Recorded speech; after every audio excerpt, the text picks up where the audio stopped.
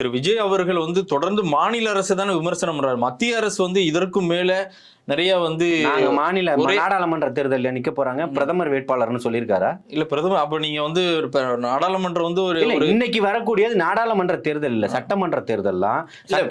சட்டமன்ற தேர்தலும் பாதிக்கப்படுறது மக்கள் தானே. இப்ப ஒரே நாடு ஒரே தேர்தல் கொள்கையை எதிர்க்க தான் செய்யறோம்.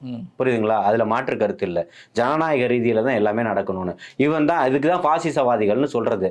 அவர்களுக்கு பின்னாடி போய் அவர்களுக்கு தேவையான வேலைகளை பார்த்துட்டு வந்தவங்க தான். ஏன் இந்த மதுரையில நடந்த சுரங்கத்துல 10 மாசத்துக்கு முன்னாடி நடந்த ஏலம் தெரியாத இவர்களுக்கு? அமைச்சர் துரைமுருகன் அவர்கள் நேத்து வந்த அமைச்சரா? கலைஞருக்கே கிளாஸ் எடுப்பாரு. அந்த அளவுக்கு தகுதியும் திறமையும் உள்ளவர்கள் தானே இவர். மக்கள் இன்னைக்கு விழிச்சுக்கிட்டான். அதனால நீங்க பண்றீங்க, இதுதான் பாசிசம். அவனுக்கு நீ சிகப்பு கம்பளம் விரிக்கிற, அவனுடைய மிகப்பெரிய பண முதலாளிகளையும் பண முதலைகளையும் நீ வளர்க்கணும்னு நினைக்கிற. இன்னைக்கு மக்கள் போராட்டம் வெகுண்டெழுந்ததுக்கு அப்புறம் பின்வாங்குறீங்க. ஏன் முதவே ஆய்வு பணியின் போது நீங்க அனுமதிச்சீங்க? அதுவே உங்களுடைய தவறு தானே.